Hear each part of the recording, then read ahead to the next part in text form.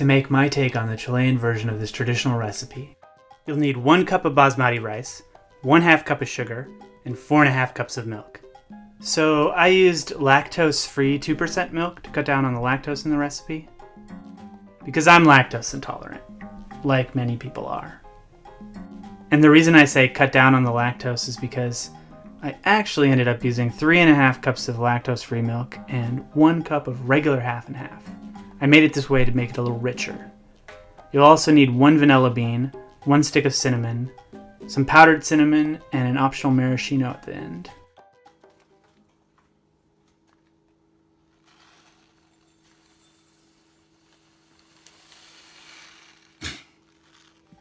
Alright, so start by washing rice under water in a colander. This gets rid of some of the excess starch so it's the right consistency.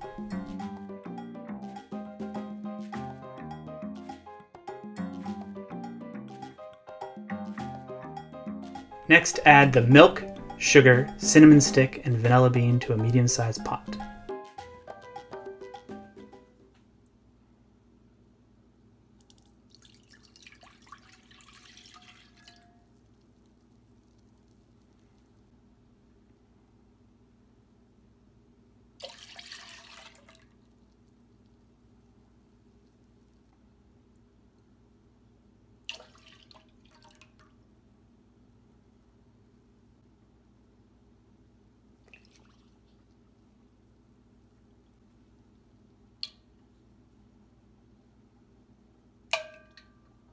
Vanilla beans can be expensive, and they're not absolutely necessary in this recipe, so you can replace them with half a teaspoon of vanilla extract.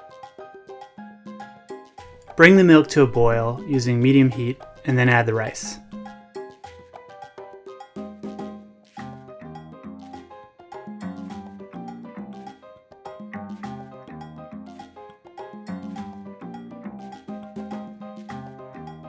I just want to call your attention to the boiling milk. The milk will foam and overflow if you're not careful.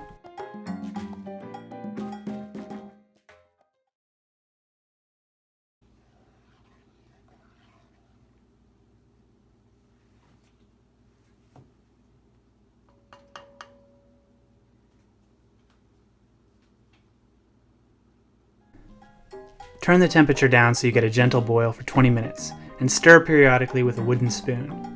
This prevents the rice from sticking to the bottom and getting dried and burned. It also prevents a film from forming at the top. It's important that it boils slowly and at a lower temperature.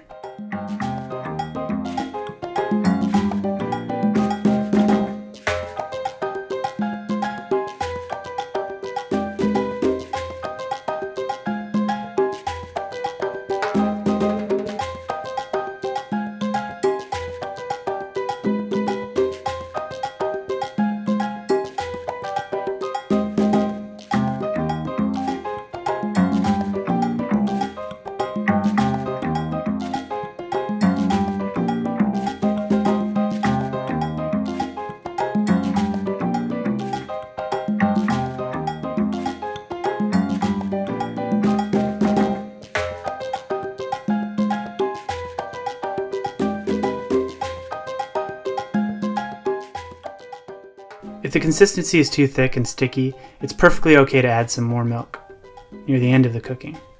In fact, I had to do that in this batch since the temperature on my stove ended up being a little higher than I needed. After the 20 minutes, let it cool and serve it in individual bowls. You can add powdered cinnamon on top if you wish. You can add some fruit to the middle as a topping. I recommend canned peaches, maraschino cherries, or papayas in syrup, if you can find them. This recipe serves 8 people. And it goes nice with a cup of coffee.